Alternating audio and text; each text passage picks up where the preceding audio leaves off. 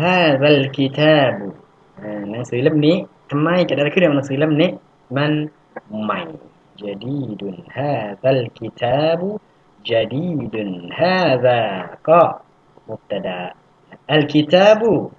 บัดันหนังสือเล่มนี้จดีดุนก็เป็นขบารนะครับบอกว่าหนังสือเนี่ยมันยังไงหนังสือมันใหม่นะครับแล้วก็มัรฟัวนะครับขบารที่มาเป็นแบบคำเดียวๆนะครับที่เป็นมุฟรด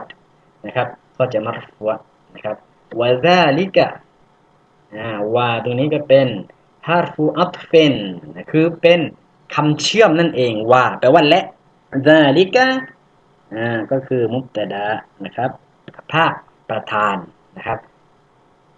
ذلك الكتاب กิตาบูก็เป็นบัดันกอดีมุนเก่าก็เป็นขบัรนะครับ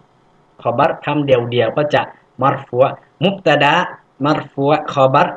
มัรฟัวหนังสือภาษาอาหรับมาดีนะมีคลิปสอนฟรีตลอดทั้งเล่ม